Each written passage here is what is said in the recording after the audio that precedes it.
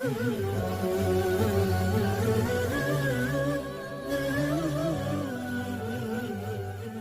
join me in welcoming Professor Bart Eirman, whose lecture tonight is titled Legends, Fictions, and the Manuscripts That Illustrate Christ's Story.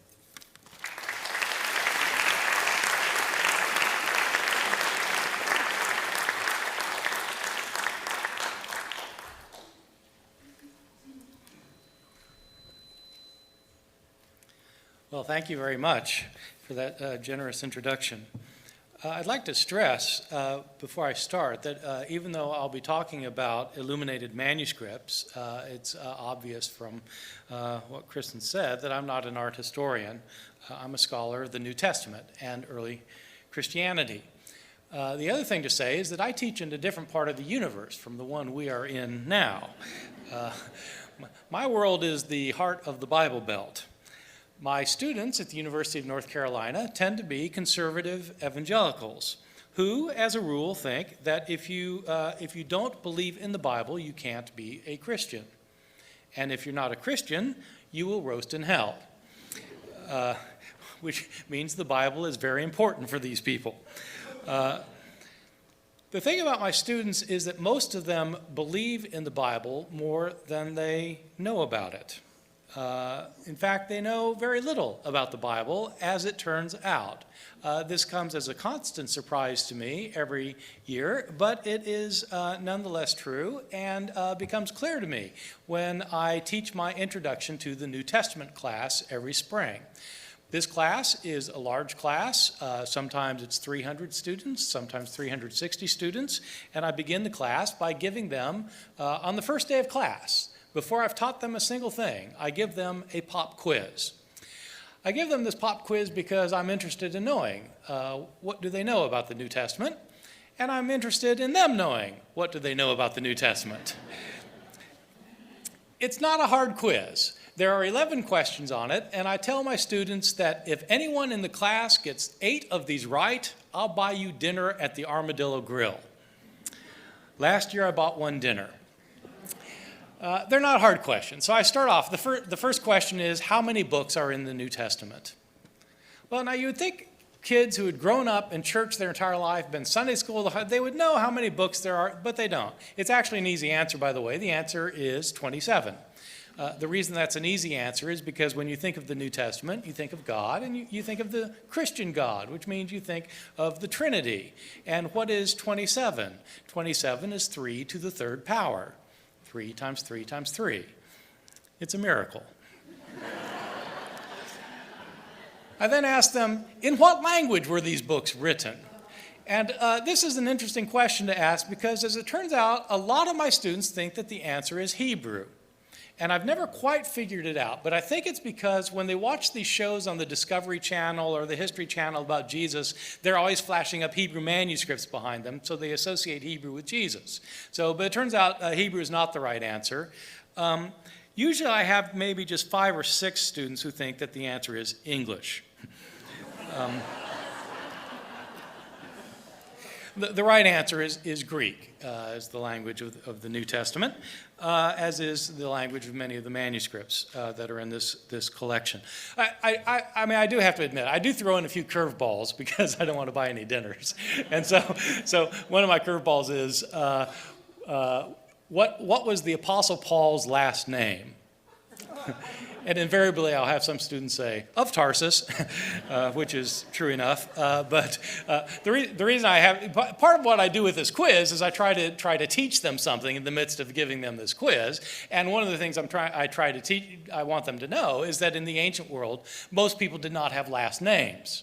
And so unless you were one of the upper crust aristocrats in Rome, you just didn't have a last name. You just had one name. That's why in the New Testament, all these people have the same name, and you have to identify them some way. So you have all these Marys in the New Testament. So is it Mary of Bethany? Is it Mary, the mother of Jesus? Is it Mary Magdalene? Et cetera, et cetera. And the reason I have to teach this to my students is because they naturally assume that Jesus Christ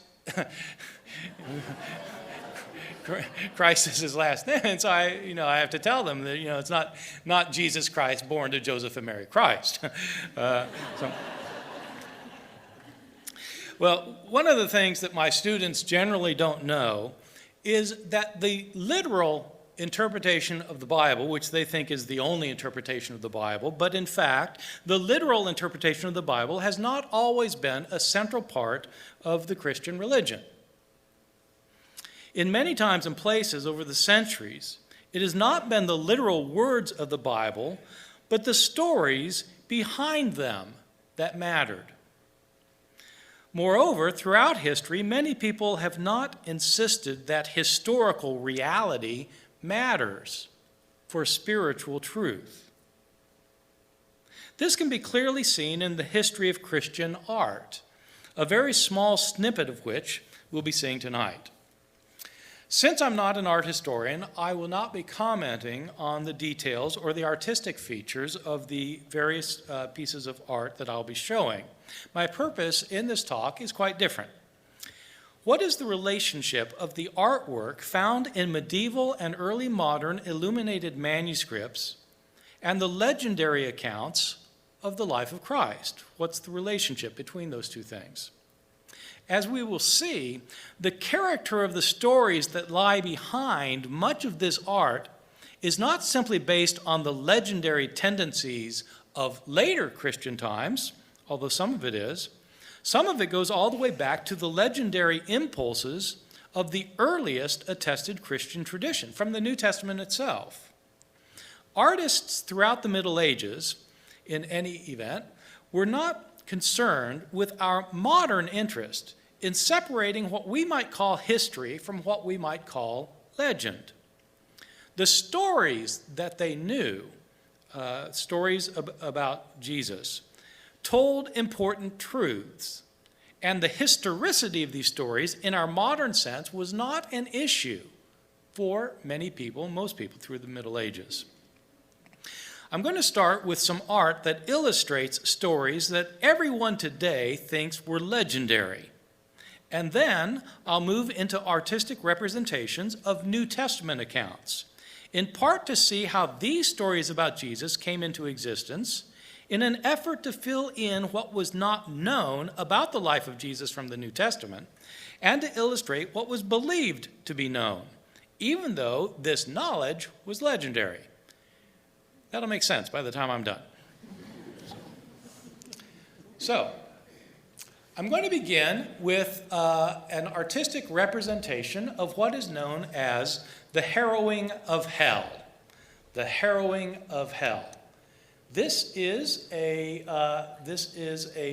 portrayal of the harrowing of hell in a 12th century Life of Christ from England, which is in the holdings of the Getty Museum, but is the one piece that I'm showing that is not actually in the exhibit that we will be seeing tonight. Now, in the exhibit that's on display. So this is Jesus. As you can tell, Jesus has been crucified already. He's got the wounds. He is putting the devil under his feet. And this here is representing the mouth of Sheol, or the mouth of Hades, in which the dead had been residing. The dead had been residing in the bosom of Hades. And so these are the dead people who had died before Jesus, who are now being saved by Jesus after the death of Jesus. He is able to extend his salvation not only to people who were living at the time that he was alive, and not only to people who lived afterwards. His salvation reaches even to those who are already resident in hell, and he is bringing them out of Sheol to give them salvation in heaven. So that's what the picture is about. Let me say a few words about the stories, the legends behind it. The harrowing of hell. The word harrowing, it refers to this act of Jesus bringing people out of hell and emptying hell of its inhabitants, because now salvation has become possible. In the New Testament Gospels, we have, of course, 4 accounts, Matthew, Mark, Luke, and John, that describe the death and the resurrection of Jesus. Jesus, in the 4 accounts, is executed by crucifixion on a Friday, And on Sunday, on the third day, he then is raised from the dead. You find this in Matthew, Mark, Luke, and John. His death on Friday, resurrection on Sunday. What the Gospels give no indication of is what the Spirit of Christ was doing during those 3 days. Jesus' body was in the tomb, but where was his spirit and what was he doing? The other thing that the Gospels do not answer directly was a question that many people had through the ages, especially in the Middle Ages, which had to do with how far does Jesus' salvation reach? What about people who died before Jesus' crucifixion? If Jesus' death is what brings salvation, what about people who died before his death? Is salvation available only to people who believe in Jesus, which would be people who lived after him? What about the unfortunate souls who lived before him? Is the salvation that he brings not efficacious for those people? And so there are two issues that were in people's minds. Where was he during this time? And what about the people who died before? The resulting legends had to do with what Christ did in the interim period between his death and his resurrection. And it came to be thought that what happened was that Jesus, in fact, descended to hell in order to preach the good news of his salvation there, so that his salvation was efficacious not only for those who would live afterwards, but also for those who lived before. Jesus would bring out the saints from the realm of the dead and take them to heaven. Or in some traditions, he brought everybody out from the realms of Sheol into a heavenly existence. The first time that we have an account of this is in a gospel that was very popular through the Middle Ages, even though it was not in the New Testament. It's a gospel called the Gospel of Nicodemus, because it was allegedly written by this rabbi who is named in the Gospel of John, Nicodemus. It wasn't really written by Nicodemus. It was written hundreds of years after Nicodemus had been dead, but it was a book that was forged in the name of Nicodemus. In the Gospel of Nicodemus, we have our first account of Jesus descending to Hades to save the people who were there. It's a very interesting account. What happens is Jesus dies. He's raised from the dead.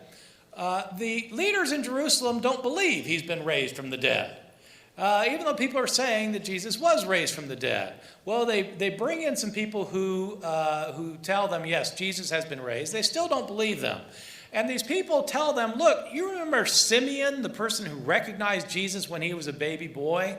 Simeon had 2 sons who died. And when Jesus was raised from the dead, other people were raised with him, including Simeon's 2 sons, and they're living up north. Go get them, and they'll tell you all about it. And so they go and get Simeon's 2 sons. They bring him to Jerusalem, bring him in front of the Jewish council, and they ask him, is it true you were dead? Yes, we were dead. Well, what are you doing here? Well, we were raised from the dead. Well, tell us about it. And so they tell the story.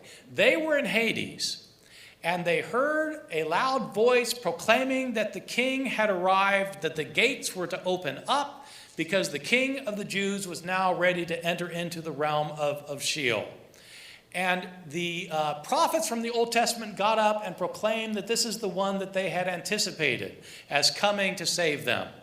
Adam, as in Adam and Eve, got up and gives a little speech about how this is the one that he anticipated. John the Baptist gets up and gives a little speech. And then Jesus arrives, and he takes everybody out of Hades, and he takes them to the heavenly realm. This is all found in the Gospel of Nicodemus, an account that dates from the 5th Christian century. Medieval artists were quite taken with this idea of Jesus going to the realm of the damned and bringing his salvation to them. It didn't matter to them that this wasn't in the New Testament, and it probably would not have made sense to them if you had told them that, well, it really didn't happen. This was a story that conveyed theological truths to them conveyed theological truths to them, and it didn't much matter whether it made it into the New Testament or not. And so we have a number of artistic representations then of this harrowing of hell, Jesus bringing salvation to those who were already imprisoned in Sheol. My second piece of art has to do with another legendary account that just about everybody today agrees is legendary, having to do with the birth of Jesus' mother, Mary. This piece of art is found in an illuminated manuscript that is a collection of masses, Catholic masses, for high feasts. It's a 15th century manuscript, and it is in the exhibit here in the Getty. This is the birth, not the birth of Jesus, it's the birth of his mother, his mother Mary. In the scene, this is Anna, who is the saintly mother of Mary, according to legend. You can see she's saintly because she has a halo. This is one of those scenes where you get several scenes going on at different times. Down here is Anna again, this time carrying the baby Mary in her arms with a halo also here. And this is an angel who's preparing the bath for Mary to take. And so this is an account of Anna giving birth with her two attendants here, giving birth to Mary. What can we say about the birth of Mary according to early Christian legend? The New Testament is virtually silent about the mother of Jesus. The New Testament tells us almost nothing about Jesus' parents or his family. His parents, of course, are named Mary and Joseph. They're betrothed to be married, but they're not married. When Mary becomes pregnant, and she, of course, is not made pregnant by her betrothed Joseph, but is become pregnant by the Holy Spirit. And so the child that is born of Mary is born of a woman who is a virgin. But we're not told anything about Mary, and people wondered about it. Who exactly was Mary that she was the one who was given the right to bear the Son of God? I mean, what was so special about her? Well, this was a very pressing question for people who were interested in the lineage of Jesus. And in particular, there were some theological reasons that people were interested in this question. There were debates about whether Jesus really was a human like the rest of us. Now, the rest of us, you may have noted, commit sins. If Jesus was really a human being, did he commit sins? No, he didn't commit sins. Well, how could he be human if he didn't commit sins? Well, he didn't commit sins because he didn't really have a sin nature like the rest of us. Yeah, but the rest of us are born with a sin nature. Yes, but Jesus was born of a virgin, and so he didn't have the sin nature. Yeah, but didn't his mother have a sin nature? So why didn't she pass on the sin nature to her son? Well, these are the kinds of theological questions people were asking, and unfortunately, the New Testament did not provide answers for these theological questions, and as a result, a number of legends sprang up. The earliest account we have of these legends about Mary is in a book that did not make it into the New Testament, but was exceedingly popular through the Middle Ages, at least as popular as many of the books of the New Testament. It's a book that scholars call the Protivangelium Jacobi. Scholars call it this because when you're a scholar, you much prefer a Latin phrase when you have an English phrase that works perfectly well. This shows that you're an educated person. And so you call it the Protivangelium Jacobi instead of what it means, which is the Proto-Gospel of James. This is called a Proto-Gospel, this book, because it deals with the events that transpired, by and large, before the Gospels. The Gospels begin with Joseph and Mary, at least Matthew and Luke do, begin with Joseph and Mary. Well, what happened before these episodes? That's what the Proto-Gospel of James talks about. It's a very interesting book. It probably first came into existence sometime in the second Christian century, maybe 100 years after Matthew, Mark, Luke, and John. It is an account of what happened when Mary was born and subsequent events up through the birth of Jesus and a few episodes when he was a young boy. So what happened with Mary was this. There was a very wealthy Jewish man named Joachim who was married to a woman named Anna.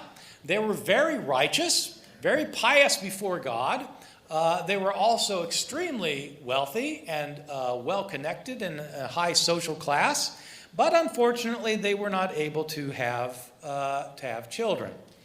And they were quite upset about this. And so Joachim decided that he was going to rebel a bit. He left home, went off into the mountains by himself, and for 40 days and 40 nights he fasted, saying he would not eat or drink anything until God appeared to him to answer his prayer. Meanwhile, Anna, back home, is very upset that she cannot conceive a child, and she prays a bitter prayer of lament to God. Why can't she bear a child? God hears her prayer and sends an angelic messenger to let her know that she has, in fact, conceived a child, and this child is miraculously born. Now, it's not that the child is born of a virgin. Anna was not a virgin. She and her husband had been trying to have babies for a very long time. But it was a miracle like other miracles in the Hebrew Bible, the Old Testament, where a barren woman is allowed to conceive by an act of God. Anna vows that when this child is born, she will dedicate this child to God. And so it happens. The child is born, and it's a girl. They name her Mary. Mary is not allowed to play with the other children. Mary is kept in a sanctuary built in her bedroom so that she has no evil influences upon her. When she's 3 years old, she is taken to the temple of God in Jerusalem. And she grows up in the temple of God in Jerusalem, fed every night by an angel who comes down and gives her her food. Mary is a very special person who's had no outside influences upon her. When she turns 12 years old, the priests in the temple are nervous because she's about ready to start having her period, and that would pollute the temple. And so they have to figure out some way to take care of her without allowing her to stay in the temple. And they end up deciding that she's going to marry this elderly man, Joseph. And so that is how Joseph and Mary come together. Joseph, it's not quite clear why he's an elderly man in this story, except for probably because since she's holy, she's never going to have sex, and since he's an old man, he won't want to. So anyway, but he's an elderly man. That's why in all the artistic representations in the Middle Ages, when you see the birth of Jesus, Joseph is always an old man. That's based on this story, that he was an old man. One of the results of him being an old man is that he had sons from a previous marriage. And so in the New Testament, Jesus is said to have brothers. Well, for the Proto-Gospel of James, these brothers of Jesus are not children of Joseph and Mary, since they never had sex. No, these are the sons of Joseph from a previous marriage, and so they're Jesus' sort of adopted stepbrothers. In any event, Joseph and Mary then come together, and Joseph protects her, and she gives birth. It's a terrific story, and actually one of the most terrific scenes in the Proto-Gospel of James is one that's not found in this particular piece of art I'm showing you. It's what happens is Mary gives birth, and Joseph has gone off to try and find a midwife to help out during the birth process, but he gets there too late. He and the midwife arrive to the cave where Mary is. There's a bright light there, and there's a child who's actually walking around, and it's Jesus who's just been born.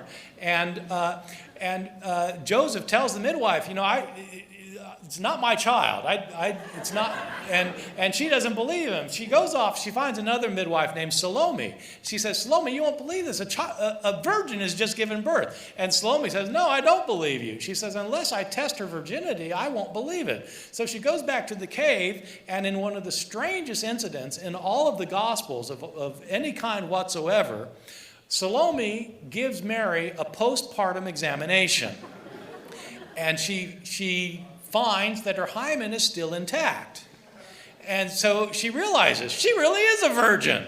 And for her troubles, her hand starts burning off because God's upset with her putting him to the test. And she has to go to the baby child Jesus, lifts him up, and her hand is healed. And that's the end of that story. Well, very strange indeed. seem to have an artistic representation of that particular incident. This then is the birth of Mary to Anna, featured in this 15th century manuscript that you can see in the collection. I'm going to move on now to artistic representations of things that are in the New Testament, and my thesis is that these too involve legendary accounts. I'm going to begin by looking at an artistic representation of the 7 last words of the dying Jesus. This is a portrayal, obviously, of the crucifixion, in which you've got Jesus on the cross. He has been crucified. He is bleeding from all of the wounds, with saints and later folk at the foot of the cross. And in kind of like cartoons where you get balloons with people saying things, that's what you've got here. You've got 7 balloons in which Jesus is saying things. These are the so-called 7 last words of the dying Jesus. And so let me talk about what that means. The 7 last words. The historical reality is that we don't know what Jesus said when he was being crucified. There was nobody there taking notes. The disciples had almost certainly fled the scene. We have no idea what the historical Jesus said. But people were obviously interested in knowing what Jesus said in his last hours and minutes. And so in the Gospels, we have words put on Jesus' lips by later storytellers who are telling the stories about what Jesus said on the cross.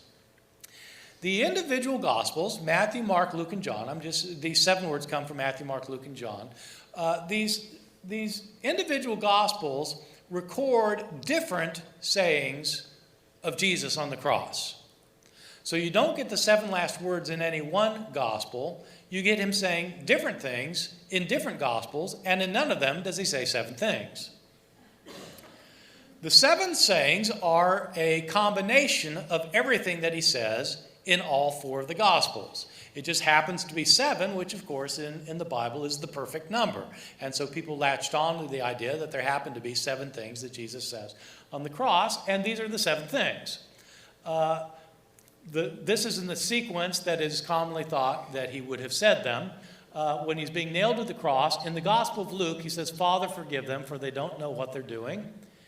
In Luke's Gospel, he tells the robber being crucified next to him, "Today you will be with me in paradise." In the Gospel of John, at the foot of the cross is the beloved disciple John and Jesus' mother Mary. And Jesus from the cross says to John, to his mother, "Behold your son." And he says to John, "Behold your mother."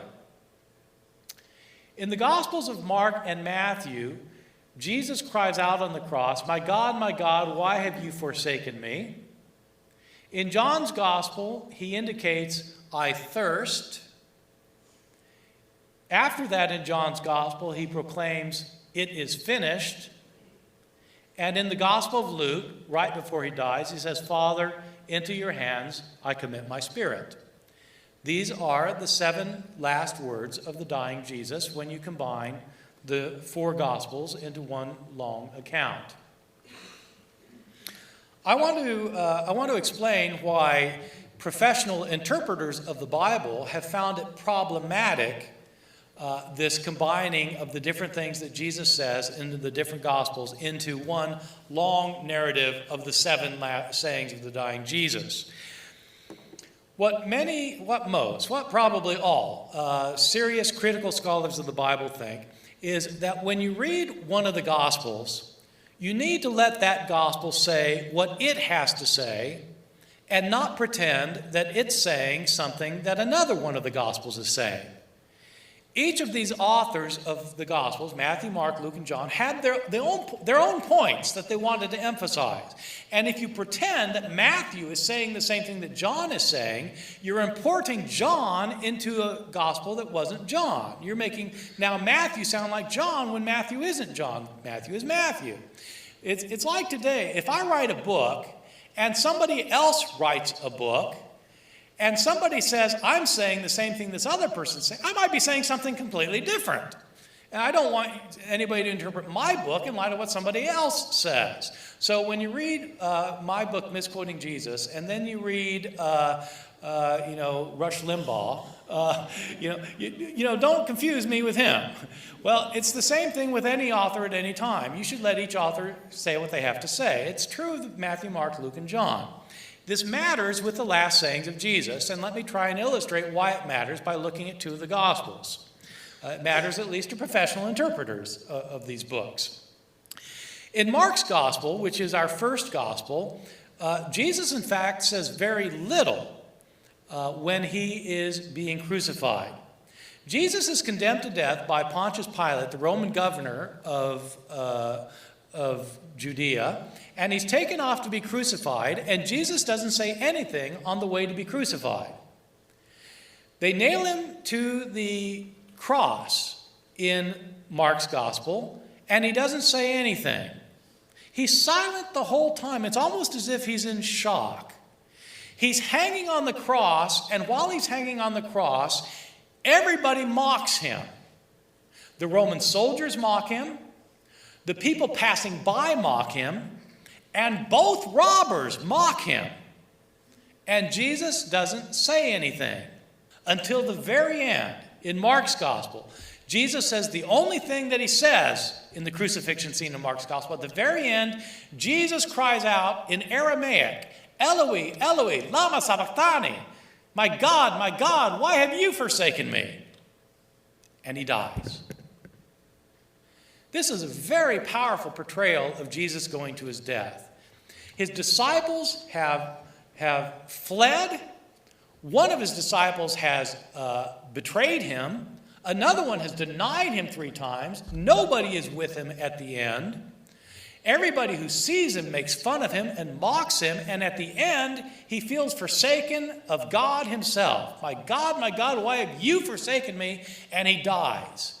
I think it's a genuine question in Mark. Jesus really wants to know why even God has forsaken him. You contrast this portrayal with what happens in the Gospel of Luke. Now, in Luke's Gospel, Jesus is also condemned by Pontius Pilate and is taken off to be crucified. But on the way to be crucified, in Luke's Gospel, Jesus is not silent. He sees some women by the side of the road who are weeping for him. And he turns to them and he says, Daughters of Jerusalem, don't weep for me. Weep for yourselves and for your children, for the fate that's to befall you. He's more concerned about these women than he is about his own fate. When he's being nailed to the cross in Luke's Gospel, he's not silent. Instead, he prays, Father, forgive them, for they don't know what they're doing. This does not seem to be somebody who's in shock, who doesn't know what's happening to him. While he's hanging on the cross in Luke's Gospel, Jesus is not silent. Jesus actually has an intelligent conversation with one of the people being crucified with him. One of the 2 people, not both of them as in Mark, one of the 2 people being crucified with him starts mocking Jesus, and the other one tells him to be quiet. And he says, because Jesus has done nothing to deserve this. Then he turns his head to Jesus and he says, Lord, remember me when you come into your kingdom. And Jesus says to him, Truly I tell you, today you will be with me in paradise. Jesus, in Luke's Gospel, knows exactly what's happening to him. He knows why it's happening to him, and he knows what's going to happen to him after it happens to him. He's going to wake up in paradise, and this guy's going to be with him. This is not a Jesus who feels forsaken of God at the very end. Most telling of all, instead of crying out, my God, why have you forsaken me? Jesus says, Father, into your hands I commit my spirit. And he dies. He knows that he's on the side of the Father and that the Father is on his side and he's doing the will of the Father and he's going to wake up in paradise when this is all over. This is a very different portrayal of Jesus going to his death from what you get in Mark. What people do, of course, is they read Mark and they read Luke and they smash them together into one big gospel. And then you throw in Matthew, and then you throw in John, and that's how you get the 7 last words of the dying Jesus. So I've got 2 points I wanted to make. One is that that today critical scholars of the New Testament think that you really should let each gospel speak for itself and not pretend they're all saying the same thing. But my second point is that in the Middle Ages, that was not the scholarly common sense. In the Middle Ages, it was just the opposite common sense, which is that these are all important stories and they can complement one another. They don't stand at odds with one another. They complement one another, so you put them all together and you get the big story. That's the common sense in the Middle Ages, and it's often the common sense that people have today, of course, when they read all the Gospels as if they're all saying the same thing. And so that is what I would call the medieval and the modern legendary perspective on the 7 last words of the dying Jesus. And so there we are again with it.